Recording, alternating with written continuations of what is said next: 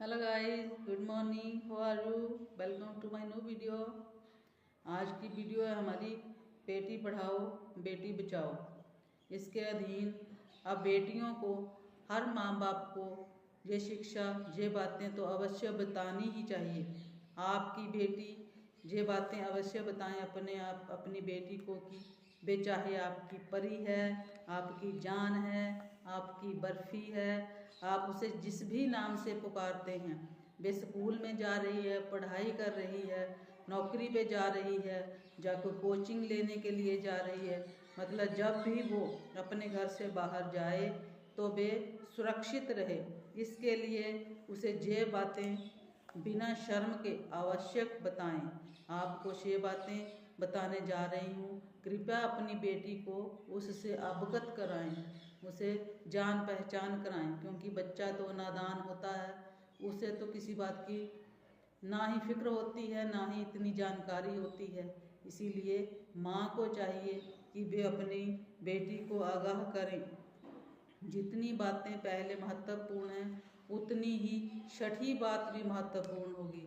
इसीलिए सारी की सारी बातें सुने और बेटी को सिखाएं। पहली बात तो ये है कि उसे बताएं कि तुम अब नाजुक कली नहीं रही, अब तुम सुई मुई नहीं रही, अब तुम बड़ी हो गई हो।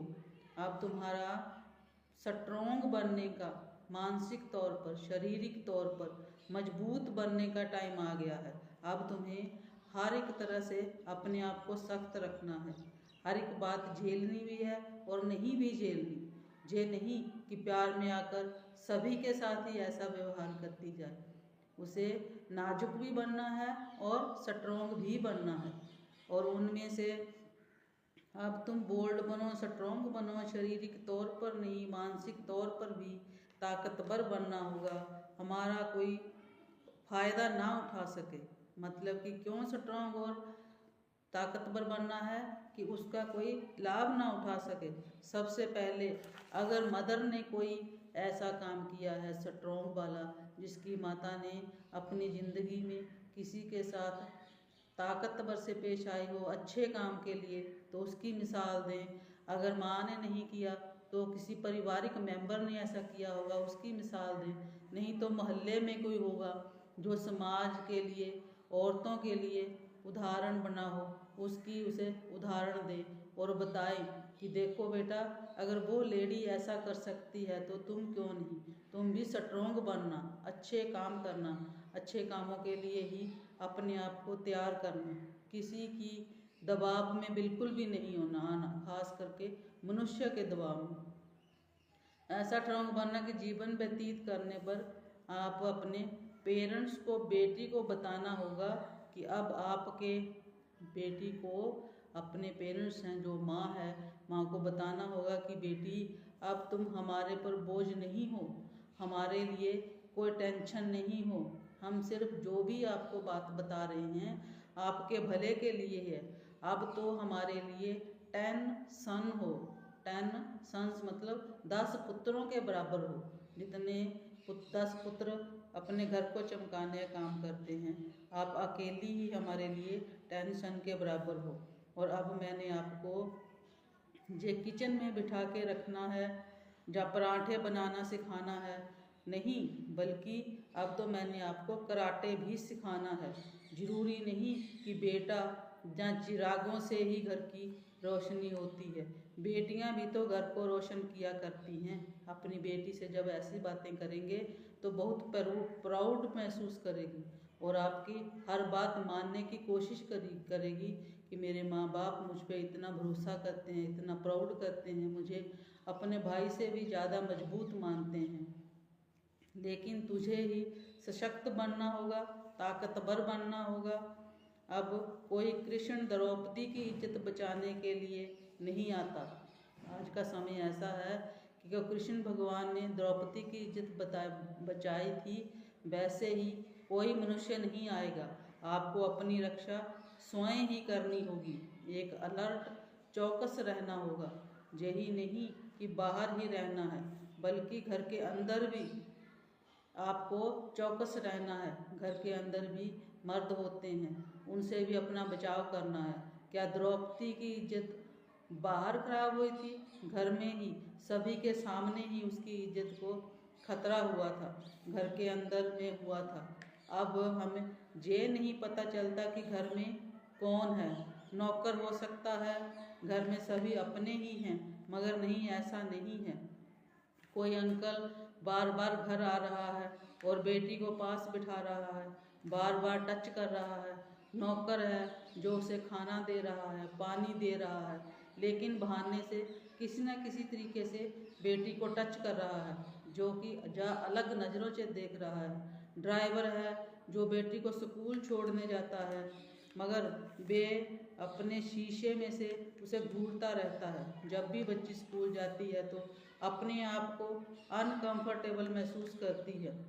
जब भी कब ऐसा हो, अपने आप को लगे कि ये बात ठीक नहीं है, बेटी अनकंफर्टेबल महसूस करे, तब उसे स्ट्रोंग बनने की ज़रूरत हो जाती है और एहसास करके अपने बड़ों को, जो उनके नज़दीक हो, सबसे पहले माँ ही होती है या कोई सहेली होती है, जो भी उसके बहुत करीब होता है, उसे सारी बात बताए कि मेरे साथ ऐसा हो रहा है। अगर चुप रहने से उनका हौसला बढ़ जाता है। अगर वो चुप रही, किसी को वो बात नहीं बताएगी डर के मारे, जब ऐसे ही, तो उस व्यक्ति का हौसला और बढ़ जाता है। बेटियों को समझना है कि 16 श्रृंगार होते हैं। जो 16 श्रृंगार होते हैं, उनमें से सबसे पहला श्रृंगार सेल्फ रिस्पेक्ट का होता है। अपना मान सम्मान है, वो भी 16 श्रृंगार में से एक होता है। वो बहुत ही ज़रूरी है। किसी को इतनी छूट ना दें कि वो आपको कुछ भी बोल के चला जाए, किसी प्रकार का कोई अपशब्द बोलने की हिम्मत ना करें। इतनी छूट नहीं देनी चाहिए, क्योंकि आपका आत्मसम्मान ही आपके लिए सब कुछ है। अपनी मानसिकता को स्ट्रोंग बनाना है, ताकि सामने वाला कुछ भी कहने से पहले 100 बार सोचे। अब आप चांद नहीं, आपको चांद जैसे नहीं बल्कि सूर्य की तरह चमकना चाहिए, ताकि कोई भी आपको देखे तो उसकी आंखें धुंधला जाएं। वो 1 मिनट के लिए अपनी आंखों को देखने के बाद नीचा कर ले। अगर आपको घूरे तो आंखें धुंधला जाएं, घूरे नहीं। ये समझना है कि बेटी को आज की टेक्नोलॉजी का पूरा लाभ उठाना चाहिए। आजकल फ़ोन आ गए हैं। बेटी को चाहिए कि जब भी घर से निकले काम के लिए या पढ़ने के लिए, तो फुल चार्ज बैटरी रखें। पर उसका मतलब ये नहीं कि वे जाते हुए अपने कानों में हेडफोन लगा ले और हेडफोन लगाने के बाद बस सारा दिन गाने ही सुनती रहे, बातचीत ही करती, किसी से चैटिंग करती रहे। उसे शुद्ध ही ना हो कि मेरे पीछे कोई आ रहा है या जा रहा है या मुझे कोई घूर रहा है। उसे किसी प्रकार की शुद्ध ना हो, सिर्फ केवल गाने सुनने में, चैटिंग करने में ही मस्त रहे। जाकि चलते चलते आगे कोई पत्थर आ जाए तो उसे ठोकर लगकर वो वहीं गिर पड़े। नहीं, ऐसा नहीं। टेक्नोलॉजी है, फ़ोन है, तो सिर्फ अपने सेफ्टी के लिए, वो उसे अपनी सुरक्षा के लिए ही यूज़ करे। उसमें थोड़े बहुत नंबर तो वे अपने, जिन्हें जानती है, जो कि उसके पर्सनल हैं, माँ बाप हैं, कोई सहेली है, उनके रखे। जब भी उसे ज़रूरत हो तो बिल्कुल सामने स्क्रीन पर वे आ जाएं। संगत अच्छी रखनी चाहिए। अच्छा व्यक्तित्व वाला व्यक्ति एक लाइब्रेरी की तरह होता है। अपने से अच्छा ही सीखोगे, सोचोगे। अगर आप अपने कपोले की खान का, जैसे कि मानो कि अगर कोई व्यक्ति कोयले की खान में चला जाता है तो वहाँ वे कुछ भी नहीं करता, अपने आप को बचा के रखता है, इधर उधर भी हाथ भी नहीं लगाता। लेकिन फिर भी अगर वो जब बाहर आएगा तो कहीं ना कहीं उसे कालख लगी होगी। अगर आप परफ्यूम की दुकान में चले जाएंगे तो आप वहाँ से बाहर निकलेंगे तो महकते ही निकलेंगे। इसी प्रकार ही बेटियों को अच्छी बातें समझानी है कि अच्छी संगत करोगे तो अच्छे ही रहोगे। अच्छी संगत लाइब्रेरी की तरह होती है। आप उनसे कुछ भी पूछें तो अच्छा ही जवाब देंगे, जिससे आपकी लाइफ निखर सकती है और आपका चरित्र है जो वो सफल बनेगा, सुरक्षित रहेगा। किसी प्रकार का कोई डर नहीं रहेगा, किसी की हिम्मत नहीं होगी कि भी वो आपकी ओर आंख उठाकर भी देख लें। अगर आप स्ट्रॉन्ग होंगे, ये सभी बातें एक माता को ही अपनी बेटी को बतानी होगी, उसे ही स्ट्रॉन्ग बनाना होगा। धन्यवाद।